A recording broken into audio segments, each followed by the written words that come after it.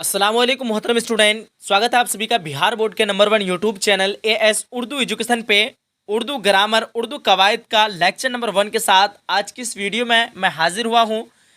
तमाम स्टूडेंट का रिक्वेस्ट आ रहा था कि सर उर्दू ग्रामर को जल्द से जल्द लेकर के आ जाइए, तो मैं स्पेशली ये वीडियो जो बना रहा हूँ क्लास 10 क्लास 12 के लिए। बाकी अदरवाइज जो भी स्टूडेंट है, चाहे वो क्लास 8 हो, 9 हो, 10 हो, 11th हो, 12th हो, या फिर ग्रेजुएशन लेवल का हो, या फिर कोई भी कंपटीशन एग्जाम के हो, या फिर कोई अदर स्टेट के स्टूडेंट हो, सभी स्टूडेंट के लिए ये उर्दू ग्रामर का जो है क्लास काफ़ी इंपॉर्टेंट, काफ़ी मुफीद साबित होने वाली है। इसलिए तमाम स्टूडेंट से मैं रिक्वेस्ट करूँगा, ये लेक्चर नंबर 1 है, इसमें अगर आप लोग सभी स्टूडेंट अगर शुरू से लेकर अंत तक देखें तो इसी तरह मैं आपके लिए चैप्टर 1, चैप्टर 2, चैप्टर 3 इसी तरह डेली बाय डेली जो है आप लोगों को वीडियो प्रोवाइड कराऊंगा, ठीक है। इसलिए इस वीडियो को जितना जल्द हो सके सभी स्टूडेंट को शेयर कीजिए, लाइक कीजिए और तमाम स्टूडेंट तक बताइए कि इस चैनल पे जो है, ये चैनल बिहार बोर्ड का नंबर 1 यूट्यूब चैनल है एएस उर्दू एजुकेशन, जिस पे जो है उर्दू की कंप्लीट तैयारी कराई जाती है, वो क्लास 10th हो, क्लास 12th हो, या फिर कोई भी कंपटीशन एग्जाम के हो, ठीक है।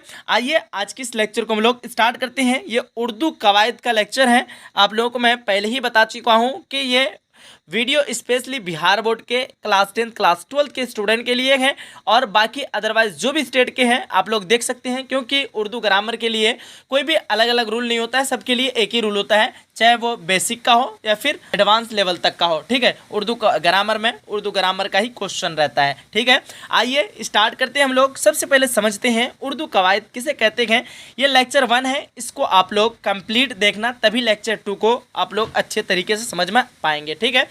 देखिए मैं आप लोगों को और एक बात बता दे रहा हूं, अगर आप लोग कोर्स परचेज करना चाहते हैं आज ही जाइए प्ले स्टोर पे सर्च कीजिए एएस उर्दू एजुकेशन एप्लीकेशन, आप लोगों को मिल जाएगा, वहां से जाकर के कोर्स को परचेज कर सकते हैं। अगर इसका मुकम्मल नोट्स पीडीएफ चाहते हैं तमाम चैप्टर का, तो इसी नंबर पे आज रब्ता कीजिए 950821 और 47, ठीक है 60, इस नंबर पर रब्ता करके कंप्लीट नोट्स पीडीएफ को प्रोवाइड कर सकते हैं। आइए क्लास को स्टार्ट करते हैं। सभी स्टूडेंट देखेंगे ध्यान से, क्या कह रहा है कि किसी भी ज़ुबान को सही बोलने और लिखने के लिए उस ज़ुबान का उसूल का जानना ज़रूरी है, ठीक है।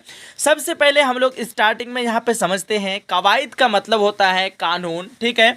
किसी भी काम को करने के लिए हम लोग कायदा और कानून के मुताबिक उस काम को मुकम्मल करते हैं या फिर उस काम को करते हैं। उसी तरह हर ज़ुबान के लिए, चाहे वो हिंदी हो, इंग्लिश हो या फिर उर्दू हो, हर ज़ुबान के लिए कुछ कायदा और कानून होते हैं, उसी को क्या कहते हैं, कवायद कहते हैं।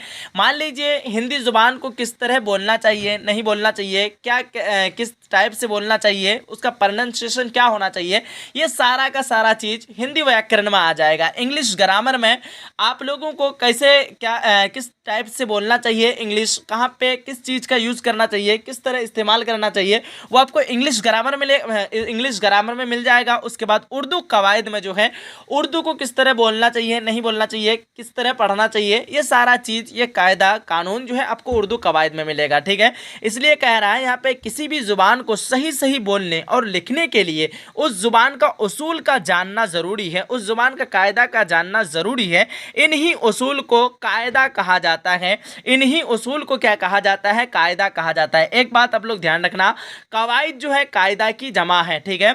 कवायद किसकी जमा है, तो कायदा की जमा है। अब आइए हम लोग आगे बढ़ते हैं। आगे आप लोगों को ध्यान से देखना ये है, क्या है, रस्मुल ख़त, हिंदी में इसको कहते हैं लिपि और इंग्लिश में कहते हैं इसको स्क्रिप्ट, ठीक है। देखिए अब आगे यहाँ पे स्टार पॉइंट देख करके मैं आप लोगों को बता रहा हूँ, क्या कह रहा है कि हर जुबान के लिखने या बोलने के लिए आवाज़ की अलामत होती है। क्या होती है, आवाज़ की अलामत होती है। तो इन्हीं अलामत को रस्मुल ख़त कहा जाता है। जैसे हम लिखेंगे यहाँ पे अलिफ, ठीक है, अलिफ लिखेंगे तो अलिफ का ही साउंड आएगा, ना कि बा का साउंड आएगा। लेकिन अलिफ लिखेंगे तो आपको समझ में आ जाएगा ये अलिफ है और अलिफ का साउंड निकालना है, ना कि बा का साउंड निकालना है, ठीक है। जैसे हम ए लिखना है हमको, तो हम ए लिखेंगे और ए का ही साउंड निकालेंगे, ना कि सी का साउंड निकालेंगे, ठीक है। इसलिए आप लोग इस बात को ध्यान रखना। क्या कह रहा है, ध्यान से देखेंगे, हर जुबान के लिखने या बोलने के लिए आवाज़ की अलामत होती है। इन्हीं अलामत को रस्मुल ख़त कहा जाता है, ठीक है। हिंदी क्या कह रहा है, ध्यान से देखेंगे सारे स्टूडेंट, हिंदी देवनागरी रस्मुल ख़त में लिखी जाती है। हिंदी किस में लिखी जाती है भाई? देवनागरी रस्मुल ख़त में लिखी जाती है, जबकि उर्दू, अरबी और फ़ारसी रस्मुल ख़त में लिखी जाती है। ठीक है, उर्दू किस में लिखी जाती है? तो अरबी और फ़ारसी रस्मुल ख़त में लिखी जाती है। जैसे हिंदी का लफ्ज़ आपका मान लीजिए अ है, क्या है भाई? अ। तो ये जो है ना, ये देवनागरी में लिखा गया। जैसे अलिफ हो गया, ठीक है, अलिफ ये जो है आपका अरबी और फारसी इसमें जो है फॉन्ट में लिखा गया। ठीक है, तो आगे कह रहा है कि रस्मुल ख़त में लिखी जाती है। उर्दू ज़ुबान के 2 ख़त हैं। उर्दू ज़ुबान के क्या है, कितने ख़त हैं? तो 2 ख़त, यानी फॉन्ट जिसको आप लोग बोलते हैं, 2 तरह का, 2 टाइप से लिखा जाता है। जैसे एक है ख़त्ते नस्ख और ख़त्ते नस्तालिक। ठीक है, ख़त्ते नस्ख में क्या होता है आपका, अरबी जो लिखते हैं, कुरान शरीफ आप लोग पढ़े होंगे तो उसमें आपको पता होगा उसका राइटिंग किस टाइप का है। और आप लोग जो यहाँ पे देख रहे हैं, यहाँ देखिए उर्दू का राइटिंग किस टाइप का है।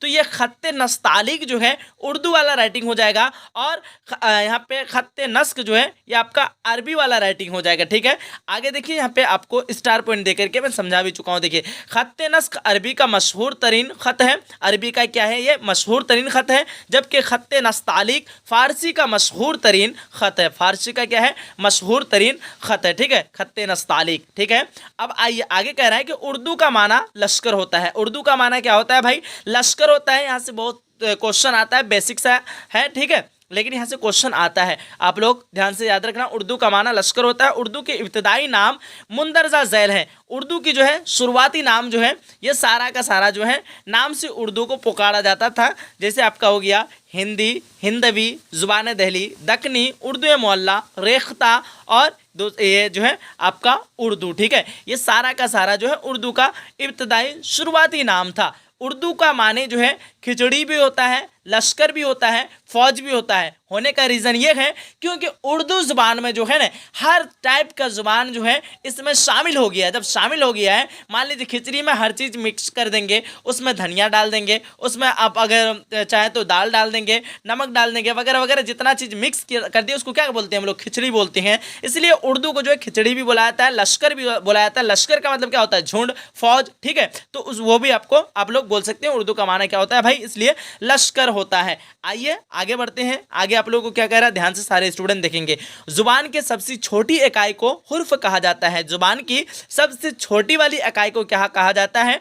हुर्फ कहा जाता है। जैसे देख लीजिए, बा हो गया, जीम हो गया, सीन हो गया, शीन हो गया, वगैरह, ये सारा का सारा क्या है भाई? जुबान की सबसे छोटी इकाई है। ठीक है, आगे देखिए, आगे क्या कह रहा है? इकाई किसको कहते हैं भाई? सबसे छोटे इकाई यानी यूनिट को किसको कहेंगे भाई? यूनिट को। ठीक है, देखिए आगे कह रहा है कि हुरूफ के मजमूए को लफ्ज़ कहा जाता है। हुरूफ के मजमूए को लफ्ज़ कहा जाता है। कैसे? ध्यान से देखेंगे, रे प्लस अलिफ प्लस ता, क्या हो गया भाई? रात हो गया। तो ये रात जो है ना, ये एक लफ्ज़ बन गया, लेकिन रे को अलग करेंगे, अलिफ को अलग करेंगे, ते को अलग करेंगे। ठीक है, तो ये क्या हो जाएगा आपका? अलग अलग करेंगे तो आपका हुरूफ हो जाएगा। इसलिए कहा जा रहा है कि हुरूफ के मजमुआ को, हुरूफ के संख्या को जो है एक साथ जोड़ करके एक साथ में ज्वाइन कर दिए तो वो क्या हो गया? एक लफ्ज़ बन गया। इसलिए यहाँ पे क्या हो गया आपका? रात, ये एक लफ्ज़ है। आगे कह रहा है उर्दू ज़ुबान में हुरूफ तहज्जी की कुल तादाद 52 है। कितना है? 52 है। किसी किसी किताब में 51 भी दे रखा है। जैसे आपको एग्जाम में आए, मान लीजिए क्वेश्चन आपका पूछ दिया जाए 50, 51, 52 या फिर 53 या फिर 54, तो आप लोग 52 पे मारेंगे। ठीक है, यहीं पे अगर 52 छोड़ के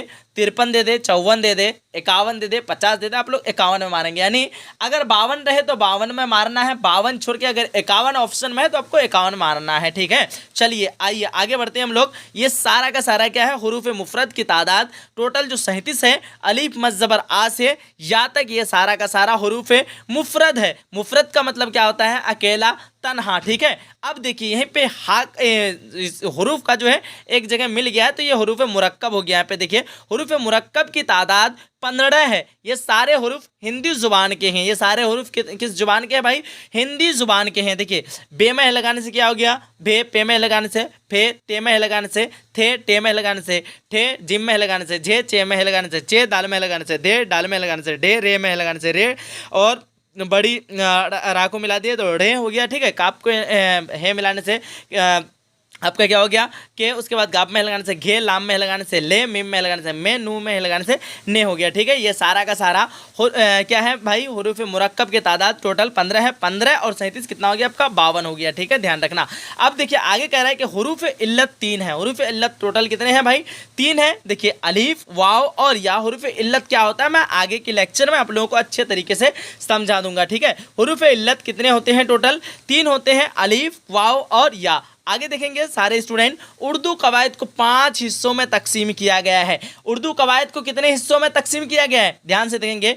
5 हिस्सों में कौन कौन सा हिस्सा, इल्म हिज्जा, इल्म सर्फ, इल्म नौ, इल्म बलागत, इल्म उरूज, ये पांचों हिस्सा उर्दू कवायद का था। तो ये था आपका बेसिक सा लेक्चर उर्दू ग्रामर का। जितने स्टूडेंट क्लास 10th क्लास 12 के स्टूडेंट हैं, जो भी पीडीएफ कंप्लीट नोट्स पीडीएफ को प्रोवाइड करना चाहते हैं, या फिर कोई भी ग्रामर पर्सन का पीडीएफ को प्रोवाइड करना चाहते हैं, या फिर आप लोग एप्लीकेशन में डाउनलोड एप्लीकेशन में ज्वाइन होना चाहते हैं, आज ही रब्ता करें इस नंबर पे 9508214760। इस नंबर पे रब्ता करके कंप्लीट नोट्स पीडीएफ को प्रोवाइड कर सकते हैं, और इसमें जो है आप लोग जो है ज्वाइन भी हो सकते हैं।